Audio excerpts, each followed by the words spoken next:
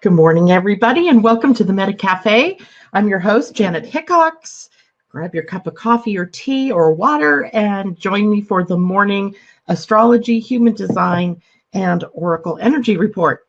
I hope everybody's having a great day so far, and I hope everybody's going to have a great day. Today's kind of a mixed bag of days. Like, I was writing about all of these kind of conflicting sort of things, and then I came up with a bunch of really good things that are happening today. So mixed bag, that's about all we can really say. So let's dig in and see what it is that we're going to be dealing with today. First of all, we have the moon in quirky, unique, eccentric, even Aquarius, which means that we're all given a little bit of a dose of energy that's different. Good morning, Mimi. Good to see you out there. Good morning, Joanne. Good morning, Roseanne. Good to see you all. So with the moon in Aquarius, we can sort of live out loud, right? Live out loud. What do I mean by that? I mean that we can sort of let go of our preconceived notions of who we are and what we're meant to do, and do things maybe in a quirky manner, or just do things that you wouldn't normally do, right? I got to spend the day yesterday playing with my grandson, and dang it, I was forced to play. I had to play with him on the zip line. I had to throw rocks on the beach. I had to take walks. I had to push him on a swing. Darn it, it was horrible, right? But it was fun to be able to do something that was tongue-in-cheek, by the way. It was fun to be able to do something completely different. I wasn't chained to my desk on what was one of the most beautiful days of the whole year so far. Good morning, Suzanne. I think the temperatures in Seattle got close to 70 or maybe over 70. I don't know. And for here, it was probably in the mid 60s and lots of sunshine. So it was a day to be outside. I would not have wanted to have to sit at my desk all day. So it was a good deal. So the moon continues through Aquarius, causing us to think differently, do things differently, break out of our molds, right? That's a good one. Break out of the way that things have been running in our lives, do something completely different. Good morning, Suzanne. Good to see you out there. Then we also, a couple of interesting things came up to me this morning. One, remember yesterday I was talking about Venus and Mercury were in a conjunction, and they're both in the sign of Aries. And Aries is a sign that squares or challenges the sign of Capricorn. So in other words, if you just think about the energies of the two signs, Aries is bold, is impulsive, impatient, acts first, thinks later kind of energy. Capricorn, completely the opposite. It is very patient, does things in a stepwise fashion, and does not give in to those impulsive sort of actions. In fact, they think first and act later. In fact, you could say they think first and act deliberately. Good morning, Roseanne. And so when we have two planets that are pretty powerful in our pantheon of planets, in signs that are not neighborly, it creates stress and it creates a challenge. So Venus in Aries then is challenging Saturn in Capricorn. So I thought of a couple of things that we could think about. One, Venus is moderating or tempering and balancing the masculine energy and challenging the patriarchy. So in Aries, which is ruled by Mars, it's Mars, very masculine territory, masculine energy, not male, but masculine energy. Good morning, Katie. She is challenging then. Venus is tempering, balancing, challenging the energy.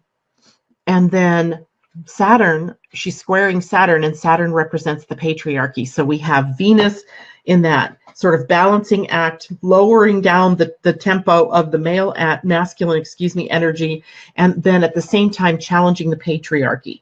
Now, these are things that happen. They're happening without our necessary conscious participation in them, right? The stars in the sky are moving irregardless of what we humans do, but we can often very much see the reaction on the planet as to what's happening in the stars. It's that saying, as above, so below. And so then we can also say we are being challenged. The people on the planet are being challenged by this Venus squaring Saturn then to walk our talk, to talk our walk, to walk the line of our values and to stay in accordance with that. And we talked a lot about that yesterday, what we value as people, what we value as women perhaps, or what is it that humanity values, and how is it that we transmit those values. So here it is again, in our faces with Venus squaring Saturn, that we're being challenged to walk in alignment with our values. So let's see what Mars is doing on the other side, right?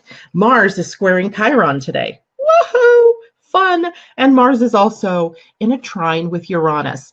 So remember, square, 90 degrees, challenging. Trine, 120 degrees, makes a equilateral triangle and is the smooth flow of energy. Now, is that necessarily positive or negative? It depends, right? If you start off on a negative day, or in a negative situation, let's say, the trine can keep that going. But mostly the trines are benefic, and they create for us the possibility of solutions, or of being lazy and not even trying for solutions. So either way it could go, right? So when we have Mars then in a trine with Uranus, we have this bold action accompanied by the great rebeller. And so it could make for some fireworks. So I was interested in that because remember our keywords yesterday for this week: chaos, turbulence, conflict, and control, or at least the shadow aspect of those, of the energy available this week. And I'm wondering if it isn't being personified by the masculine energy of Mars meeting up with the wound in Chiron, and then also the need for change or an awakening factor, a rebellious factor in the planet Uranus. So interesting day there. That can take us into conflict. It can take us into problems with people interpersonally. But if we can remember our values, go back to Venus and let her moderate this energy, then the Mars Chiron and Mars Uranus energy doesn't have to feel so bad or feel so chaotic. The sun is also in a nice trine today. Good morning, Cheryl. And it is in a nice trine today with Jupiter. That gives us a dose of optimism and a feeling that everything is going to be all right. So if things are a little bit tweaky in your environment or in your office or at home today, just remember the sun trine Jupiter is really bringing everything into a good place. It's not punishing us, it is bringing us good stuff. And sometimes to get to the good stuff, of course, we have to make some changes, or we have to do some tweaking of our own, right? And that means having to go back to living by our values. Wow. So let's see here. We have no void of course moon today. The void of course moon doesn't happen again until Thursday. Woohoo! And it's short-lived, and it's when we're asleep at night. I like those kinds of void of course moons. So hey, I would like everybody to do me a favor. When you go to sleep Wednesday night, kind of be aware of what your dreams are. I want to see if the void of course moon has an effect on our dream state, right? Because it favors that kind of work, right? Doing quiet work or meditating or yoga, that sort of spiritual work. So let's see how it affects our dreams. So Wednesday night, I'll remind you again tomorrow morning. Let's just take a look and see if we had weird dreams, if we have exciting dreams, or what happens. We're in the run-up to a new moon. So I want you to take a look here. This is our chart for today. Remember, it's not so pretty anymore. It has all of those weird looking lines that seem to be pretty chaotic, pretty busy. And Saturday, we have the new moon. And so I wanted you to look at the new moon chart, start to familiarize yourself with that. We have our kite back. Let's see if I can get a pen here and show you. Right, we have this point. We have a nice huge trine here. Does that actually make a kite? Yes, it does. With a weird spot, but it does make the kite. And who's still holding the tip? It's the North Node. In fact, if you look at the destiny line, it carries through the whole of the kite right to the point. So separating some planets above and below it, or above and below it. And that looked pretty interesting to me. Moon. This new moon appears to have some energy on the half of the axis of destiny that we're still working on, maybe incorporating within us or incorporating within our society or our communities. And the other half, which happens to contain most of all of the personal planets except Mars, where we've already worked through a bunch of this energy, and maybe we're just in the abilities to close out. You know, the new moon is often a new beginning, but sometimes the new beginning can't happen until we let go of some things. So we've done quite a bit of work, as evidenced by all these planets, right? Oh, well, pen over here, right over here. We've done a lot of work, but we still have more to do, as it looks that these energies are still headed toward the South Node, and the South Node is headed up to them. And so let's take a look at what planets those are and see if we can't see what we're working on. So if destiny is holding the axis line of the kite, what that means is we're all being called to form, to get in, how about this word that I said here, to challenging us to be in alignment with our values. So we're being challenged to be in alignment then with our destiny, to use our gifts and talents and everything that we brought with us in a way that really helps our fellow humans, or that really sets the stage for a more positive, happy world. By the way, did you guys notice already this morning there's turmoil in that our president has now fired, that's what he's really good at, firing people, fired the Secretary of State. And I was thinking to myself, wow, that's a big one. And he's saying he's doing that in preparation for his meeting with Kim Jong-un, or at least the North Korean contingent of people.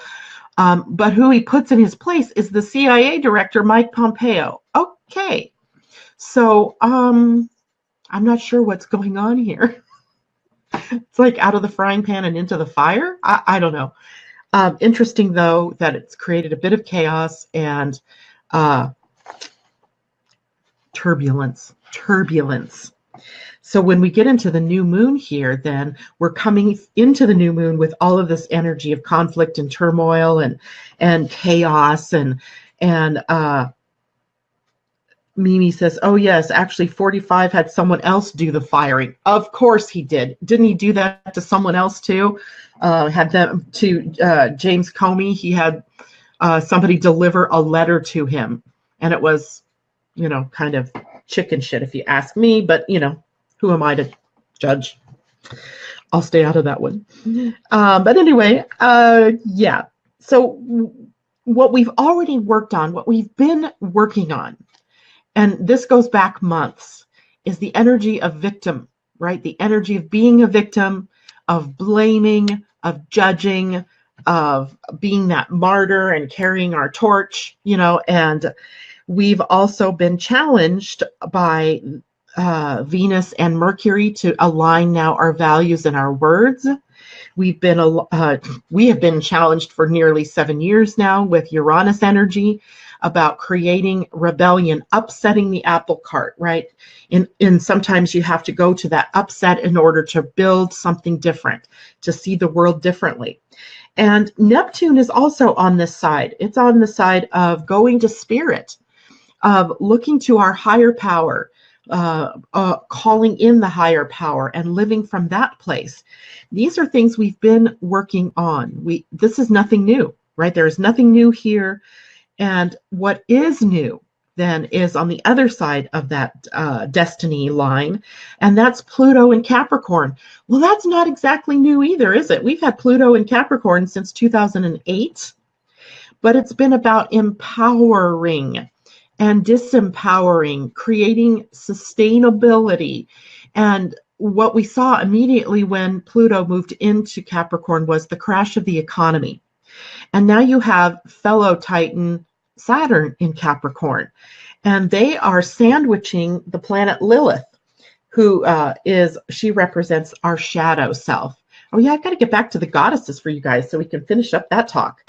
But the black moon Lilith is our shadow, and our shadow in Capricorn is about being ruthless or being in alignment with values of humanity, right? Do we do things the right way with integrity, or do we do it from the shadowy, ruthless space? And a lot of what we're seeing in the world right now is pretty much ruthless. It's at that ruthless side.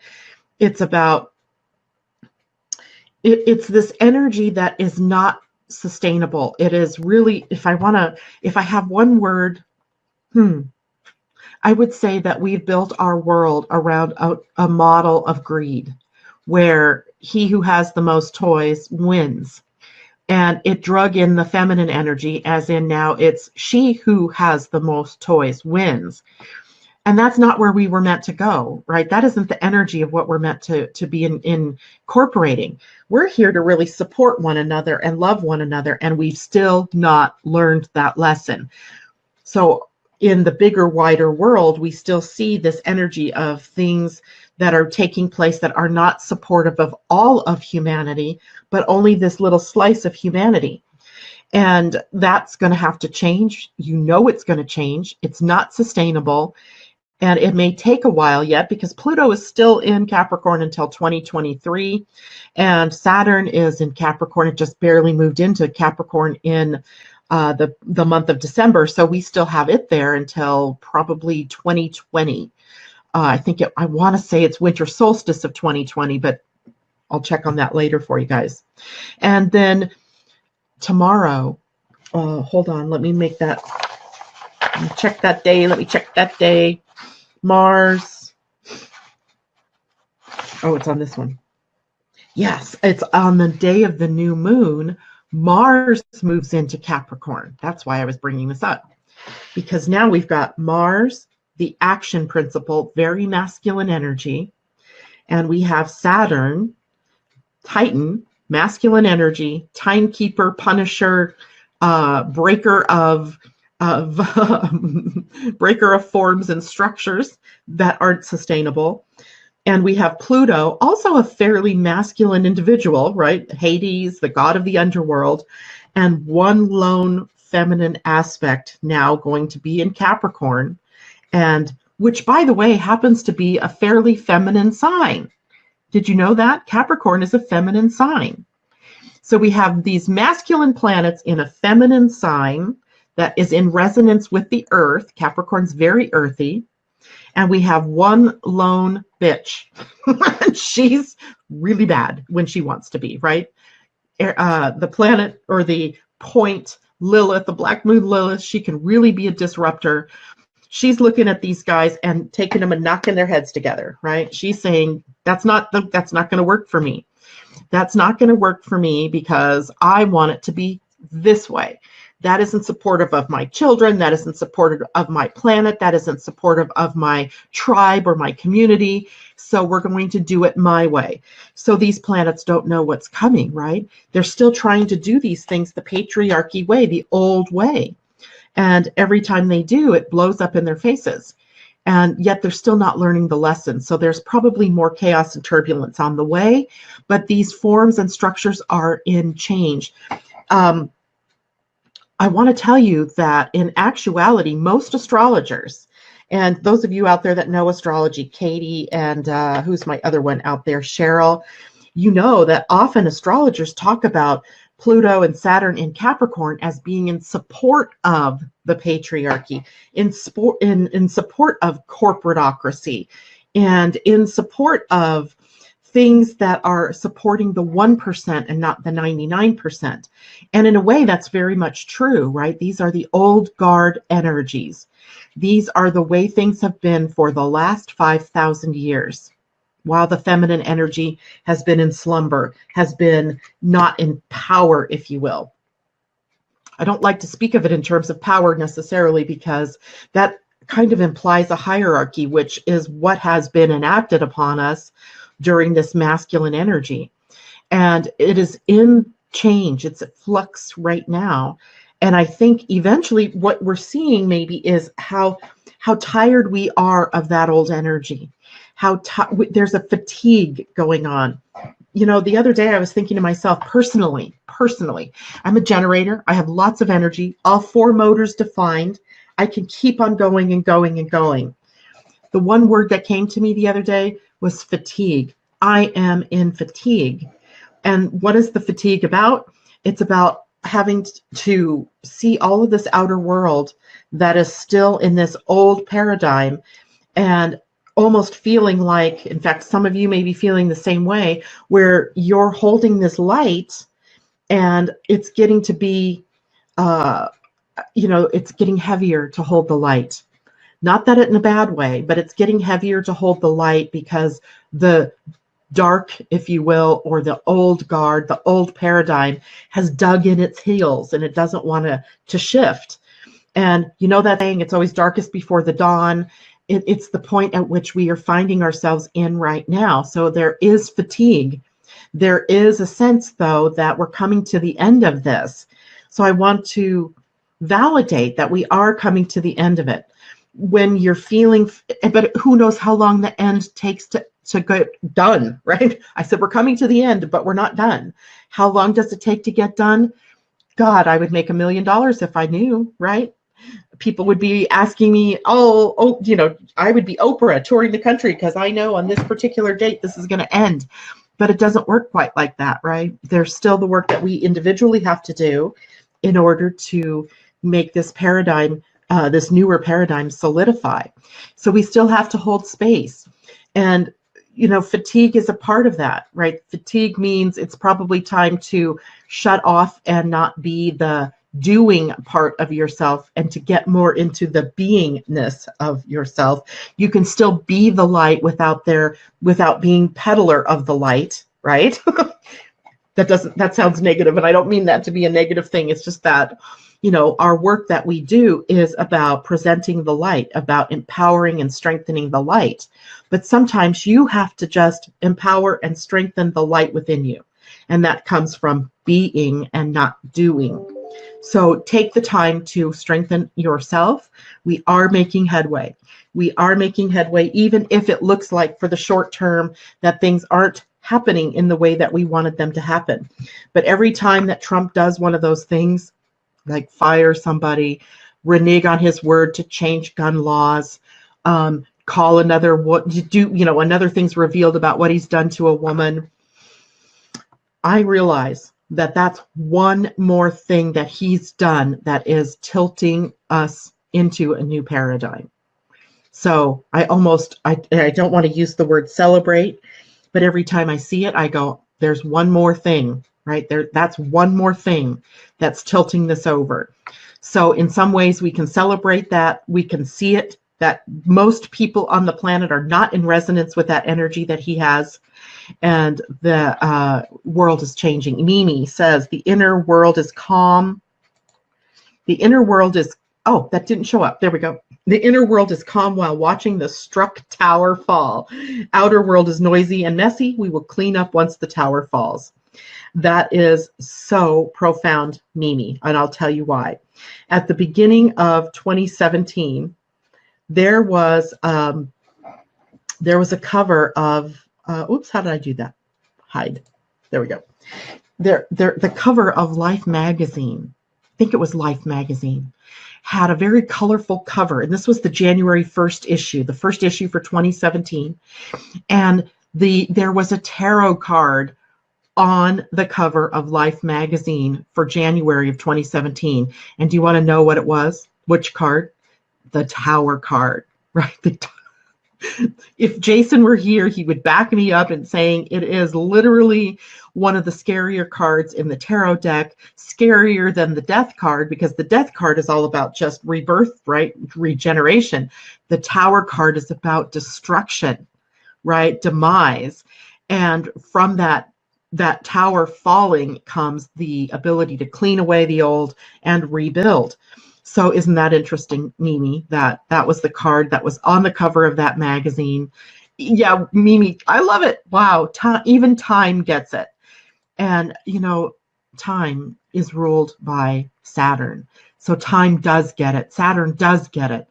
I think it's humanity that doesn't get it, right? Even Pluto gets it, but hasn't quite been able to make that change. I think there's something about, somebody the other day said to me, I keep getting this message that you're hard-headed, talking about me. And I said, no, I'm not hard-headed. I'm just determined, tenacious, perseverant, and I have endurance. I have a defined will center.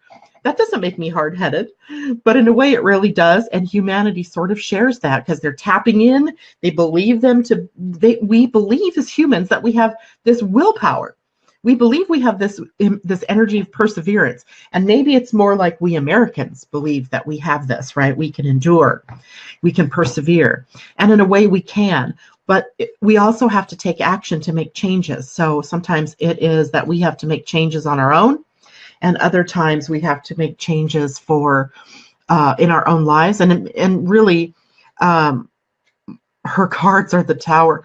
What? Tell me what you mean by that, Roseanne. Her cards are the Tower and Death cards. Is that because of Mars and Pluto being your ruler for Scorpio? I know the Death card is a Scorpio card. Can't remember what the Tower card is. This is where I miss Jason. And anyway, so I still haven't heard from Jason, by the way. If any of you have heard from Jason, tell me and let me know how he's doing. I'm hoping he's doing well.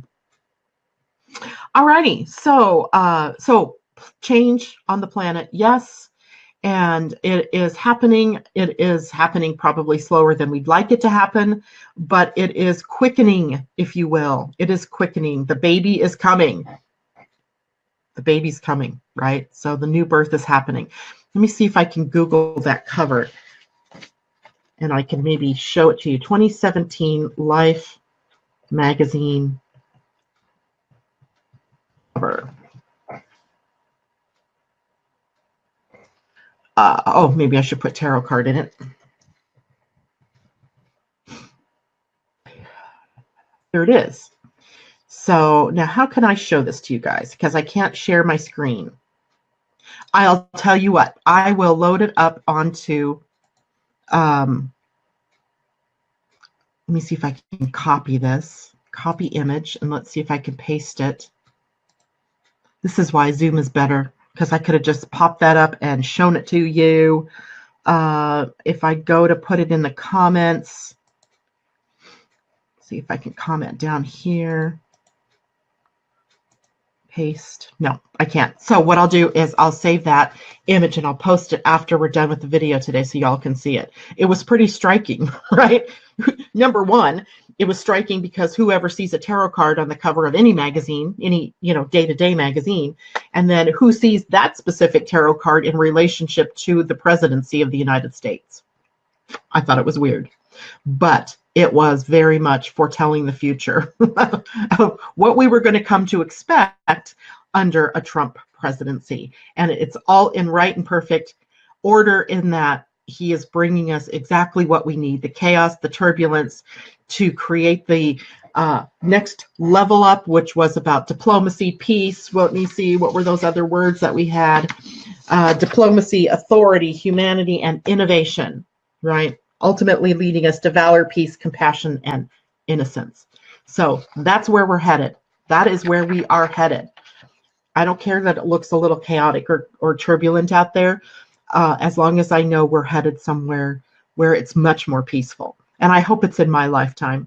I certainly want it for my children and my children's children, and so on and so forth. All right, so thank you all for joining me this morning, and I hope you all have a very good day.